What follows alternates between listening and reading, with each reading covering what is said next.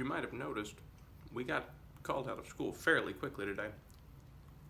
So I'm just at home enjoying a little protein. And I didn't have a good chance to film our video before we left for today. Here's the situation, guys. Half of you got a solid lesson during school today, and the other half got the afternoon off. Good. I hope you enjoyed it.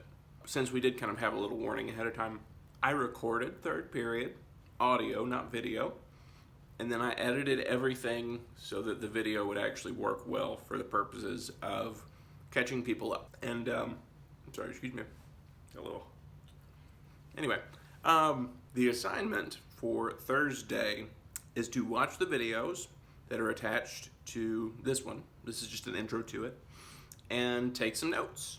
I did the first half of A Modest Proposal, and then Mr. Lindsey, who has been working with me pretty closely on getting this whole unit put together, annotated the second half of it. So regardless of who you are, regardless of what you've done so far, you should look at these videos and annotate A Modest Proposal. Read through it, read all the footnotes, take good notes on it, and I promise you, it is a very interesting piece of writing. We will talk plenty about it when we get back. And enjoy your snow day, guys. So, here's that recording. So, y'all, we're about to get going with our annotation of A Modest Proposal. You should have your copy of it out. You should have something you can annotate with. The first page of this, where it says Context for a Modest Proposal, you've actually already seen most of this, because most of this was converted into that slideshow we did last week about satire, and yesterday about Swift and A Modest Proposal and all that. So we're not just going to read through this whole first page, but what we are going to look at is the section towards the bottom called A Note on Satire.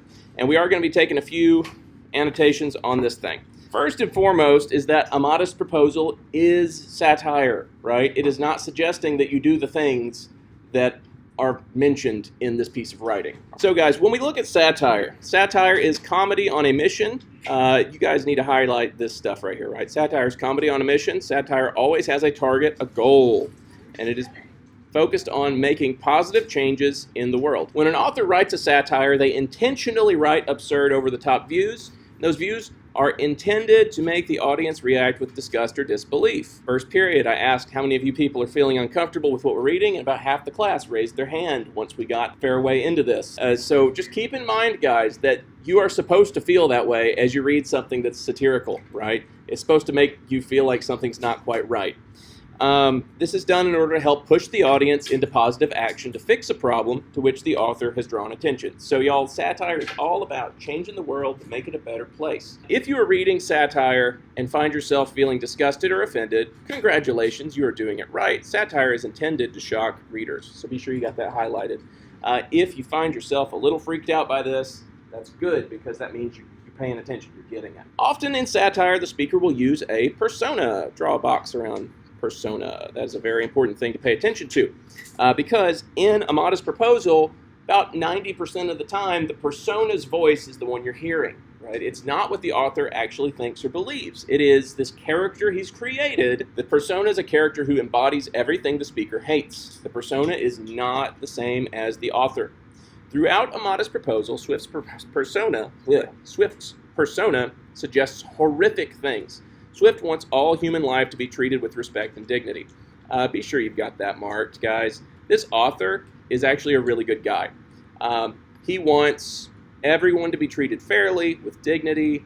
He wants equality and respect. And to try and push people towards that, he shows them how awful it would be if people had no respect. Right? This is kind of a, what if people didn't value others' lives? What would that look like?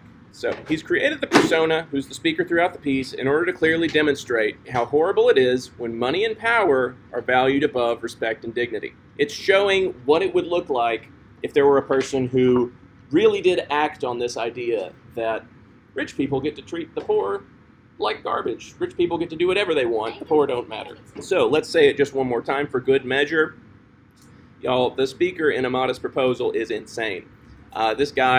This persona is not right in the head. He is saying very bad ideas. So the speaker in A Modest Proposal is insane.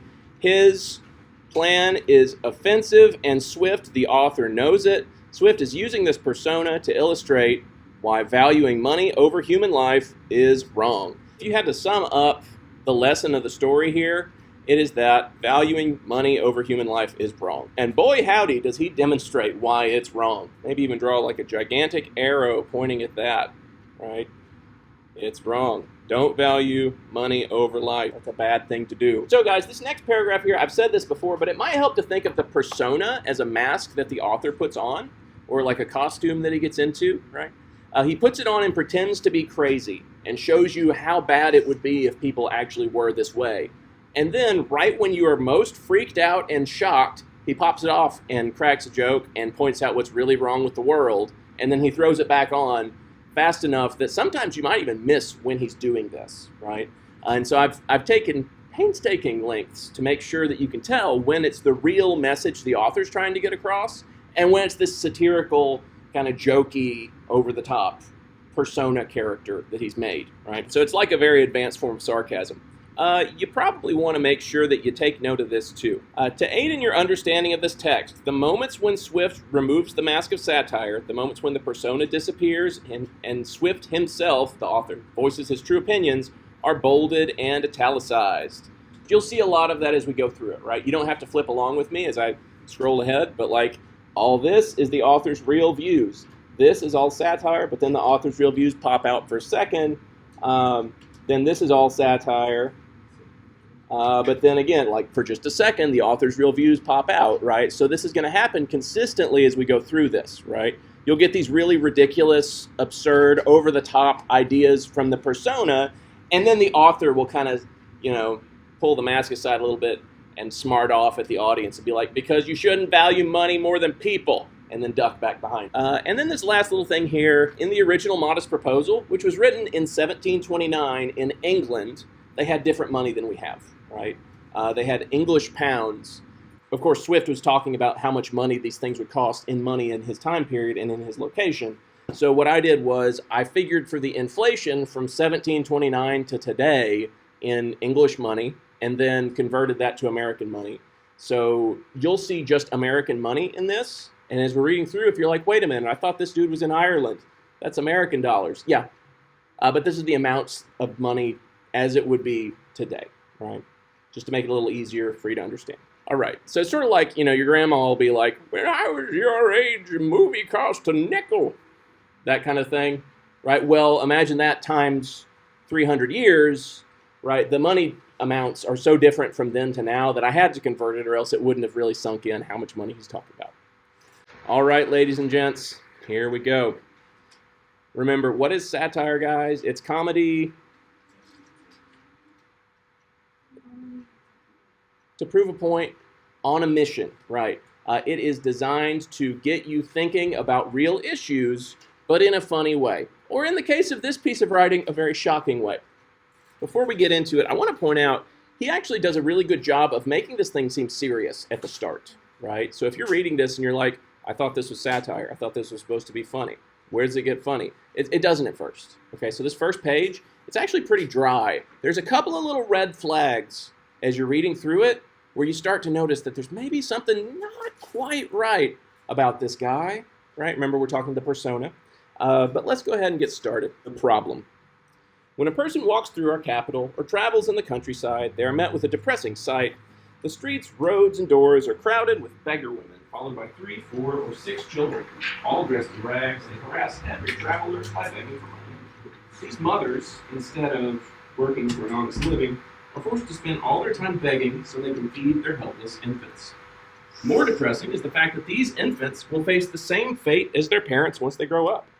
Either they can't find a job and turn to crime, or move away from our dear Ireland to fight in foreign wars, or sell themselves into slavery for the promise of food and shelter. Whoever could figure out a fair, cheap, and easy method of making these children useful contributors to society would deserve to have a statue made to honor his service to the nation. I am writing today to detail a proposal for a plan that will do precisely this. My proposal, however, is not limited to merely taking care of the children of people who choose to pursue a living as beggars. No, my plan is of a much greater extent and involves the whole number of all infants at a certain age who are born to parents who are unable to support them. All right, so far, what have we got in this? Yeah, poor people begging. You tell me, how is this supposed to help you agree with the plan that this guy's going to put forth? Why is this paragraph, what is it doing to try and get you to care? Yeah. Yeah, it makes you feel pity, right? It makes you feel pity. And so we'll make a note of this, right? The problem is unending poverty, which helps this description, the way it's described. He describes it by describing these people dressed in rags with all these children, and they're begging and they're hopeless. And what chances do they have in life? The options that they're listed with having are they have to become criminals because they can't find a job, or they have to move away to fight in a foreign war, which is not a great option, or sell yourself into slavery for the promise of food and shelter. That is fairly hopeless, right? I mean, the way it sounds, it's so sad, it helps create some pathos. Pathos. You pity their helplessness. You pity their helplessness. It's pretty sad, the situation that they're in, right? And notice, guys, this is one of those bolded sections. This is what the author really does believe. So the author really does look at the people in Ireland, and he pities them. I mean, look at the situation these people are in, right? To them, it is a real option to sell themselves into slavery just so that they have somewhere to live and some food to eat. Would you guys say that that is one of our exclamation point type annotations, those shocking details? Yes. Like, oh my gosh, this is like saying, I'd rather be in prison than be homeless. Absolutely just desperate people. So they are so desperate, right? It is a really sad situation. This at the start really pulls at your heartstrings, right? It's such a sad situation. And all the little kids following, dressed in rags, begging for money. And so as it goes on, you notice that the author's real opinions go away as soon as we start talking about how there's a plan that he's going to propose, right? Because the plan that shows up in this, the modest proposal from the title, it's not something the real author would actually want to try and act out. And so this persona's plan involves the whole number of all infants at a certain age, right? So his plan's of a large extent, right? So this is a big plan. He doesn't clearly say what his plan is going to entail at this point in the passage, but it's a big plan. Okay. As we read this next paragraph, keep your eyes open for any maybe red flags, things that you see it and you're like, whoa, wait a minute, that's not quite great here, right? The solution. I've spent many years thinking about a plan to solve the important problem of the children of beggars. In my wisdom and maturity, I have evaluated several plans proposed by others, but I have always found them grossly mistaken in their calculations. One true calculation is that a child freshly dropped from its dam may be supported by her milk for a solar year. Any words in that we don't know? Yeah. So we've got a ton of footnotes, y'all. I wrote the footnotes. They're important, but I'm not going to just read them all while we're standing here. Dropped from its dam is an agricultural or livestock term for born. Dropped means born. Dam is the mother animal. Now, how would it make you feel as a poor person in Ireland to hear somebody talking about you using livestock terminology? Awkward, disrespected? In this paragraph, we're going to underline some red flags as we go. So we may not know exactly what he's getting at, but there are hints here early on that something's not quite right? Like this agricultural language used to refer to the poor. Little other nourishment is required for this first year. In other words, a baby doesn't need much other than its mother's milk for the first year. And the cost of such food is so little that the mother will certainly get it by begging. After the 1 year mark is when child rearing becomes expensive, and it is at exactly 1 year old that my proposal will begin to provide for these children. Rather than being a burden upon their parents or government lacking food and clothing for the rest of their lives, my plan will see to it that they will not only be taken care of, but also contribute to the feeding and clothing of thousands of others. How could a baby contribute to the clothing and feeding of thousands of people? That's a red flag. In this section, he also uses a whole lot of logos, right? He establishes himself to try and sound scientific and intelligent, right? He refers to his own wisdom and maturity, right? So he's trying to build a little ethos for himself. He keeps talking about calculations. What are some other things in here that are sort of scientific sounding? Yeah, so he's evaluated several plans. So I'm well studied on this. I'm worth listening to. Instead of saying little other food, he uses the word nourishment. right? Um, Yeah, he doesn't just call it a year, he calls it a solar year, which is not a term we use nowadays, but it was intended to make him sound really intelligent, right?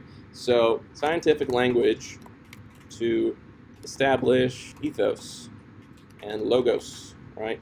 Ethos because it makes him sound smart, logos because, I mean, it is using, facts, figures, these kinds of things that you typically associate with logos. So let's carry on. My plan has additional advantages. It will help end the horrid practice of women murdering their illegitimate children that is, tragically, all too common among us. So let's address this for a second. It talks about the practice of women murdering their illegitimate children. What's an illegitimate child? So guys, morals in Ireland at the time were way more uptight than they are here and now. And the belief was that if you conceived a child, if you got pregnant and you weren't married, or if you were married but you got pregnant from someone who's not your husband, that is what's called an illegitimate child. In reality, of course, that doesn't mean anything about the person, right? If your parents weren't married or if you were born from an affair or whatever, it does not mean anything about you as a person. But the Irish at the time thought that was absolutely horrible, right? It was taboo. You don't do that, right? The only person you make a kid with is your spouse, right? And so a lot of the time when a woman would get pregnant from someone who's not her husband, the family would keep it under wraps and keep her in the house until they could deal with it. And by deal with it, it's exactly what Swift says, right? The horrid practice of women murdering their illegitimate children that is all too common among us. So guys, this is bad, right? The author believes this is bad, right? Jonathan Swift, see how it's bolded and italicized? I'm pointing it out for you real obviously here, right? You can even look at the footnote. Conceiving a child outside of marriage was taboo in 18th century England. Many women would kill their illegitimate children rather than live with the shame of having broken social expectations. Swift is disturbed by this trend, though not for the reason provided by the persona, right? So this is a disturbing thing. Let's take a note on the reality of this. In reality, this horrible practice was about shame, not money. The persona cares more about... Well, we'll come back. So the persona says, I'm certain that these mothers who sacrifice their poor innocent babies do so more to avoid the expense of raising them than the shame of being pregnant out of wedlock. The price of raising a child would move even the most savage and cold-hearted person to cry and feel pity for those burdened with the cost. What does that mean? What does the persona think is the real problem with this? Yep, the persona cares more about money than human life, right? And so, yeah, be sure that you do write that down there. So this was a real practice. This was a real thing that did happen, and it's horrible. And the author believes it's horrible. This is a really bad thing, right? But the persona says it's bad because it's so expensive, right? Whereas in reality, we as readers know it's bad because you're murdering babies. All right, moving on to the next page, guys. Calculations. Before we can begin to dispose of these burdensome issues, it would be wise to calculate just how many of these children there are. To begin with, the total number of souls in Ireland is estimated to be 1.5 million. About 200,000 couple with wives that are breeders, again with that agricultural farming terminology to refer to the poor like their livestock. Subtract 30,000 couple who are able to afford their own children. Subtract 50,000 for miscarriages and infant mortality. There only remain 120,000 children of poor parents annually born.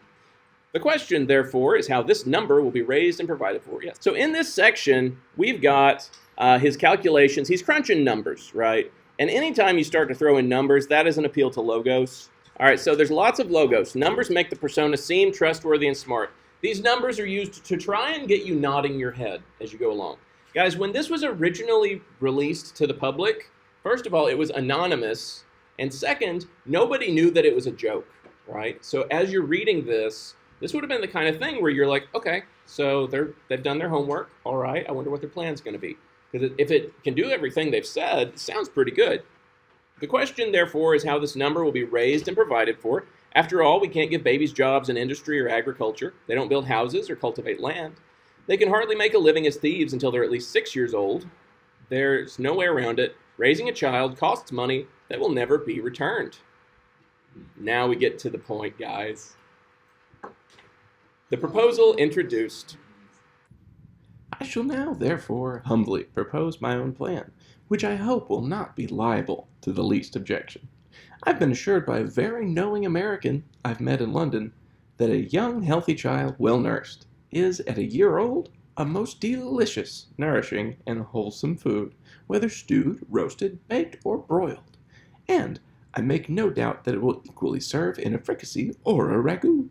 Therefore, I humbly offer this plan to the public.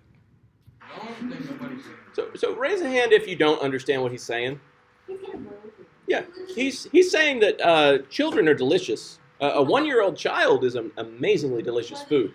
This man is And he's gone through several recipes too. You could stew it, you could roast it, you could bake it, you could broil it, you could even put it in a fricassee or a ragout. We're not going to highlight that many of these footnotes, but how many of you guys find that to be a little bit of an uncomfortable plan? Like maybe there might be something a little wrong with it. Remember, y'all, this is satire. That means that this is something that he's doing sarcastically. He does not actually want people to eat children, right? Take a look at footnote 13. Highlight that one because it is important. This plan is so jaw-droppingly outrageous that anyone can immediately see the problem with proposing that the Irish sell their babies as food. The persona embodies everything that Swift sees as wrong with the ruling class. The persona is heartless toward the poor, values money over human life, and cares only for improving the lives of the rich and powerful. Right? This is a plan that would be great for rich people because they don't have to deal with all those poor people anymore. Plus, you get extra food. Right? This is sarcastic. Right? Swift, the author, does not believe a word of this. He's making this plan to mock the kind of heartlessness that looks at the poor as being less important. Yes? Well, there's some people that are like, oh yeah, that sounds like a good idea, bro. No, but there were some people who started putting out death threats if anyone could figure out who wrote this, because they took it seriously. Yeah.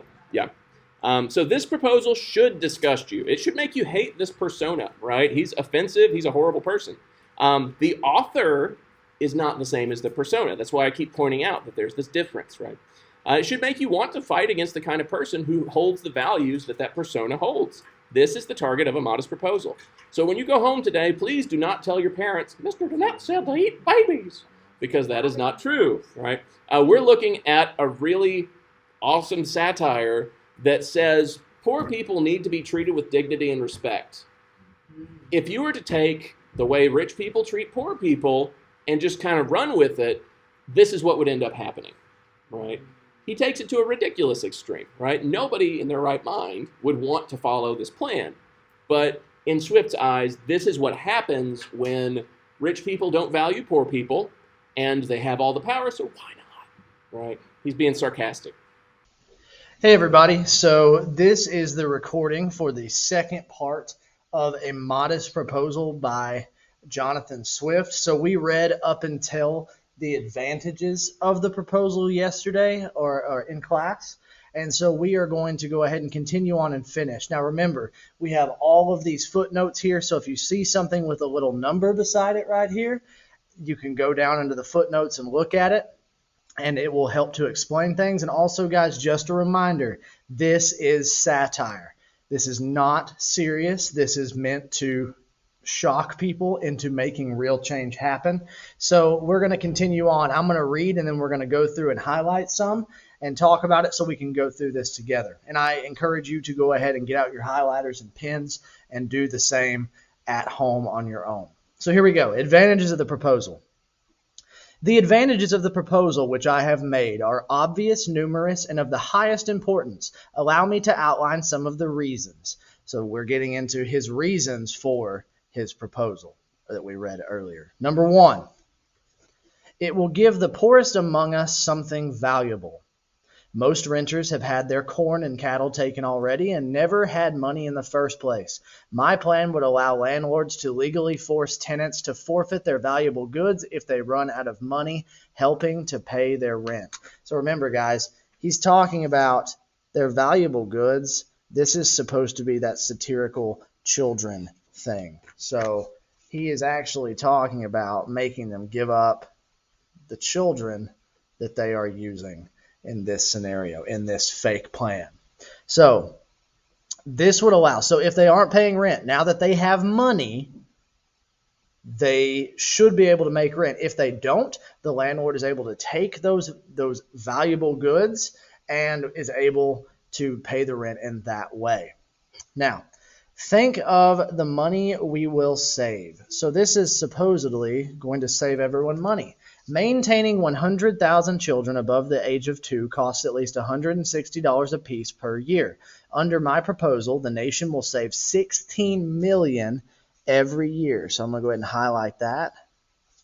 And that's before even taking into account the profits that will come from the existence of a whole new cuisine, once it is introduced to the tables of all the wealthy and powerful people with excellent taste. And the best part is that the money will stay in our country instead of making another nation richer, buying and selling Irish-made goods entirely of our own growth and manufacture will help boost our economy. So let's go back and let's talk about this one real quick. So you see right here, let's see, where was it? Right here, excellent taste. This is number 31, so we're going to go down to 31. Wealthy and powerful people. So again, Swift is attacking the heartlessness of the wealthy ruling class. He mocks their selfish obsession with pleasure at the expense of the poor by simply cutting out the middleman in the equation. Instead of the rich indulging in luxuries while ruining lives by charging immorally high rates to the poor, here the rich man simply ruin lives by eating the poor directly. So that is a play on, you might as well just eat me alive kind of thing. And that's what he's suggesting here, is that the rich, instead of the English people at that time, instead of just metaphorically doing that, literally do it. But again, remember, this is not literal. This is satire. So let's go ahead. And so he's talking about the best parts of this money is that ultimately this money is going to stay with the people of Ireland. It is buying and selling Irish-made goods entirely of our own growth and manufacture will help boost our economy. Buying and selling Irish-made goods entirely of our own growth will boost our economy. Number 3. Let's go ahead and wait till that. I don't know why it's 1 second. There we go. Okay. Major benefits for mothers. The women assigned to be constant breeders will gain $130 per year by the sale of their children, and will also be rid of the expense and effort of maintaining them after the first year.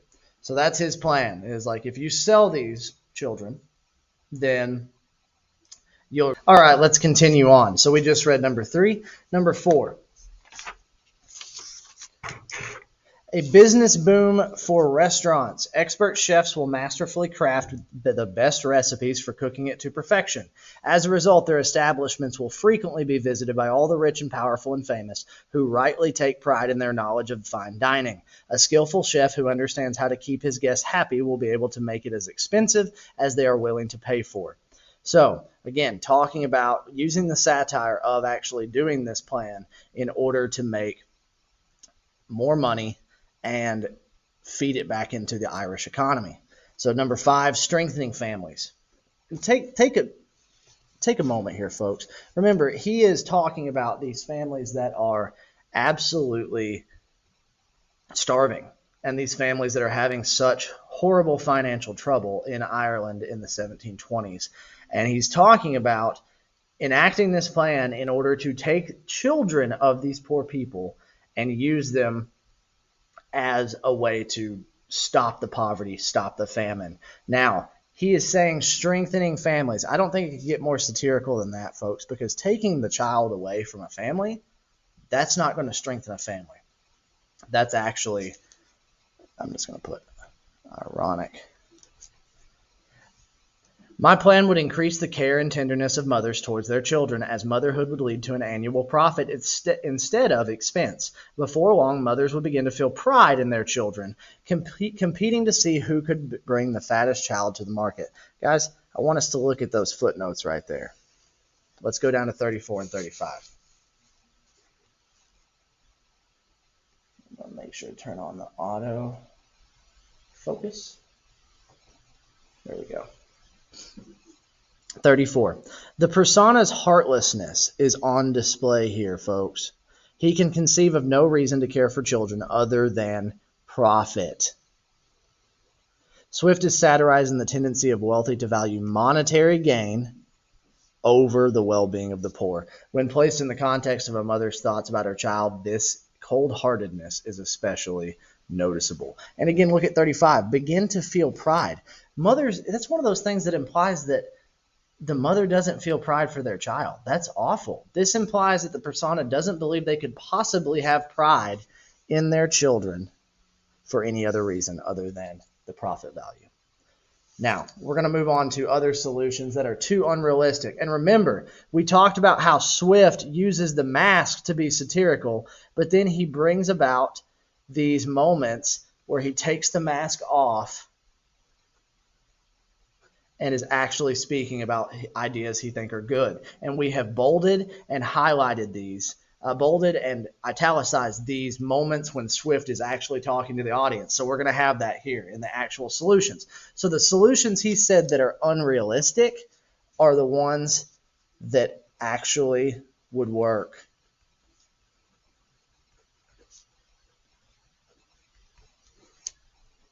I can't imagine any possible objections that could possibly be raised against this proposal. Therefore, no person should dare talk to me about other possible solution. Ideas like, here we go, now we're getting into the good stuff. A tax of 25% on those who move to England and abandon their home country in Ireland's time of need. Only buying Ireland-made clothes and furniture to keep money in our own nation. Rejecting any and all actions that enable other nations to get rich from our suffering. Curing our people of the expensive vices of pridefulness, vanity, laziness, and gambling. Being wise with money and morals. Learning to love our country, which even the savages in uncivilized places do. And again, footnote there, Swift's frustration with the Irish people comes out in this line, accusing them of being worse than savages because they refuse to take actions that would benefit everyone. Okay, let's continue on with the solutions. No longer attacking our fellow countrymen for petty reasons while our nation is falling apart. Being a little cautious when selling our land and our morals for nothing in return. Teaching landlords to have one single drop of humanity and mercy for their tenants. Lastly, the most outrageous idea of all. Let's go ahead and highlight that, folks, because this is going to be the best one. Encouraging our shopkeepers and businessmen to be honest, work hard, and hone their skills. These are the same shopkeepers who, if a law were indeed passed to require us all to buy only local, would immediately unite to jack up the prices and require us all to buy, and bottom out the quality of all goods. These are the same shopkeepers who have never once made a fair deal in their lives, even though they have frequently had the opportunity and invitation to do so. So guys, with this part of the plan, and I'm sorry that that was cut off in the middle, but they only give me 5 minutes for Screencastify. This is the real problem, is what he's saying here. Even the Irish businessmen, the same shopkeepers, would not, even if it said buy all Irish-made goods, they would unite to jack up the prices and bottom out the quality of all goods. That's saying that even the shopkeepers in Ireland are not being fair to their own people. So that's something to keep in mind there. And he's saying this is what's really going to help us. Instead of uniting under the dollar, unite for the people.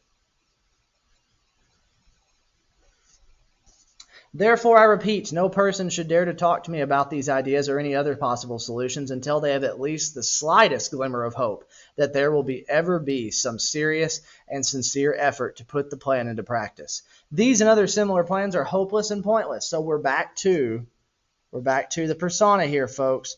This is not Swift. This is the persona.